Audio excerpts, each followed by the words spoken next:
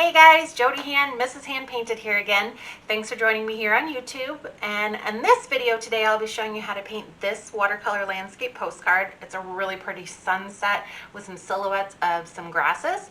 Use whatever paints you have on hand. I'm using my Iowa Prairie series of handmade watercolors that are available in my Etsy shop right now. But if you don't have those, just choose whatever colors you want. We're using a red, violet, purple, a pink, and then we're blending that with a little bit of yellow to create an orange. And then we'll also be showing you how to do a lifting technique to remove some excess paint so that you get a nice light area here for a sun. And then we'll be doing a layering technique over the top of that wet background. So grab your paintbrushes and your paint and join me painting this watercolor landscape. All right, we'll start out again just by taping our paper down with the washi tape. If you're watching these out of order, we're taping this down on all four edges so that our paper doesn't curl up or buckle or wrinkle as we're applying water to the entire thing. This will also give us a nice crisp border around our painting.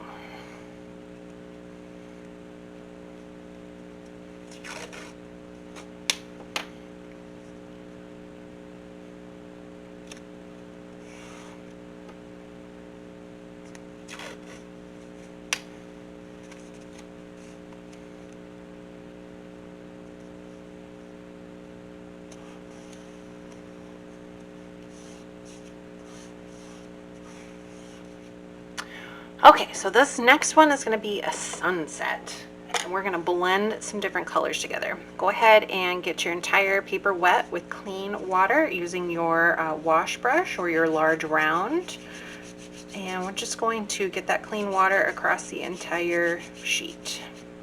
Picked up some fuzz there.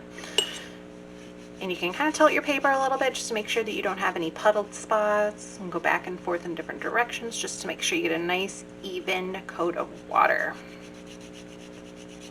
Okay, I'm gonna go ahead and just switch over to my round 8 for applying my colors. All right, so for the sunset, I'm gonna start up here. I wanna do kind of the purple, moving into pink, orange, and then we'll have a really bright white spot for our sun. And if you have a piece of paper towel handy, you want to grab that so that we can lift the paint back up where our sun will be. So I'm going to go ahead and get some of that purple color I've got in here, which is called Blazingstar. I don't have any clean spots on my palette. Just put that little spot right there. All right, so I'll start out dark purple, and I'll just bring that color down. We'll just kind of push it down, maybe to about right there.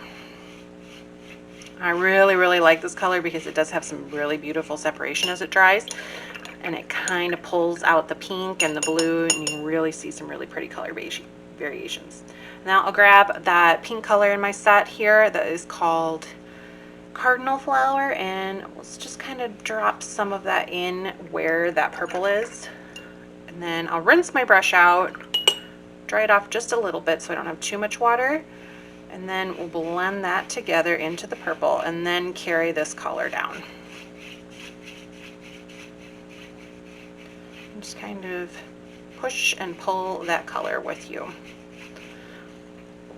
right, now I want to have my sun maybe about right here, so I want this to fade down into some orange. So I'm going to take that pink color and my yellow and just mix a little bit of that with it to get an orange color. And I'll do the same thing. I'll just drop some of that in here. I'm trying to avoid this little area here where I'm going to have my sun. All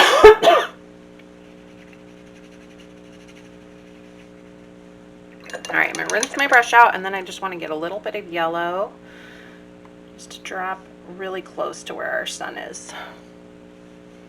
Maybe a little bit down here. All right, rinse, dab off extra, and then we'll just kind of blend this around.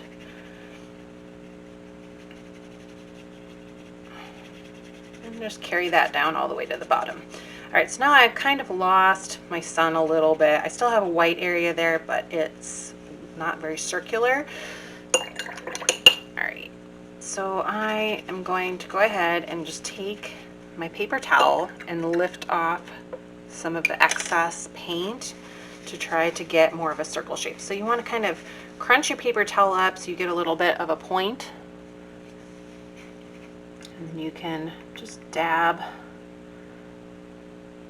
to get yourself more of a sun. There, that's a little more circular now. I like that. All right, we're gonna go ahead and let this dry, and then we're gonna do our layer over the top with our grass and the ground down here. That is so pretty. All right, I'm gonna go ahead and switch to, let's see, I'll use my round 8 and my round 1 for this next step. Go ahead and use your 8 to mix up your color. I'm gonna take this dark umber color, or burnt umber, any really dark brown that you have, and I just want to darken that even further, so I'm going to add some of my Recurts blue to it just to make it almost black brown. Now Recurts blue is a mixture of burnt sienna and ultramarine, so it does have another little bit of brown in it, but that blue gray color will really kind of darken this up a little bit more for us. There we go. So we have really, really dark brown. Okay. So I'm going to start out by just doing my bottom where my land is. You can kind of make it a little bit wavy to show like where the landscape is. All right. Turned almost black for us actually. So if you just wanted to use black or like an indigo, that would work too. All right, now I'm going to go over to my 1 and I'm going to do my grass details here. So over here, maybe we'll do have it come from all the way in the foreground. We'll just do some really quick swipes of our brush going up, and make sure that you keep your brush wet, because here I'm starting to dry out and I start to get this kind of feathered texture because my brush got too dry. Maybe have some that kind of curve, but just try and make quick swipes.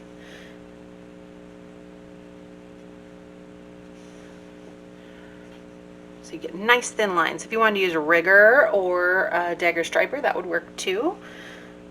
Let's do, kind of mirror that, and we'll do some swipes of grass over here as well.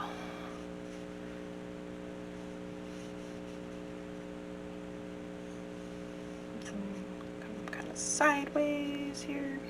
All right, and then I want to do some maybe bigger grass pieces that go across this whole thing. So make some lines that go up really tall in different directions.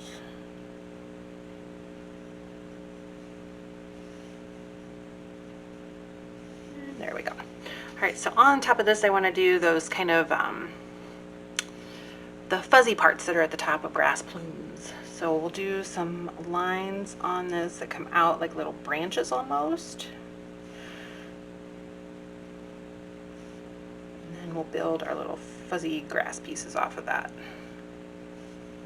I'm just kind of randomly making some little branches off of there. So using your 1, then where you made your little branches, I'm just going to do some little dabs, almost like little dots. And just kind of go around that little branch and just make some little dabs and dots around those little branch areas to make your fuzzy grass.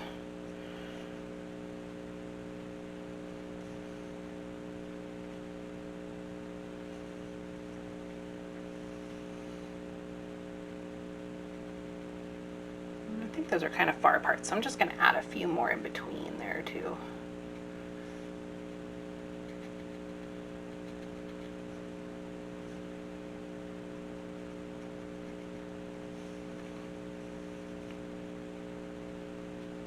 I'm going to have these overlapping a little bit too. We're just seeing like the silhouette.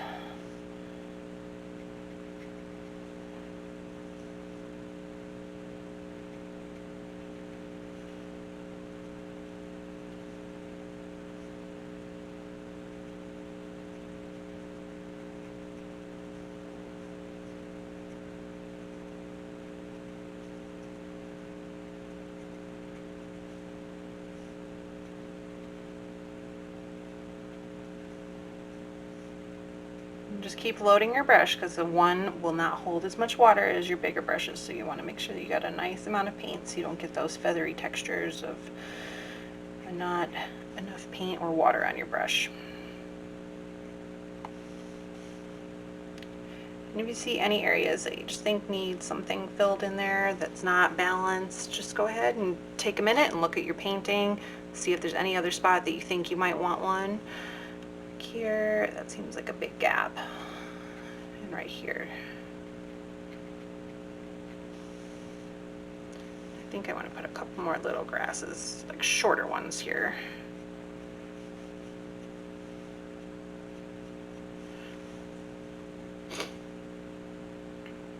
I think that's enough. I don't want to go too crazy with it and cover up all of my pretty background that I made. So we'll go ahead and we'll let this dry, and then we'll peel our tape off.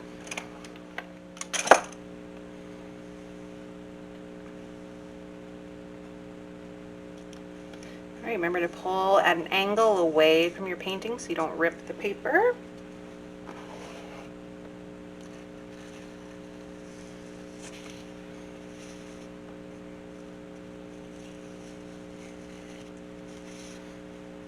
There is just nothing more satisfying than peeling away tape from a painting and seeing that nice crisp line, is there? Oh, that turned out so pretty. Again, another one that you could do an assembly line and make multiples one at a time, to do all your backgrounds all at once, and then do your foreground shadow silhouette images across the front. And if you wanted to change that up and do different grasses or trees or something else in front, you can make it your own that way.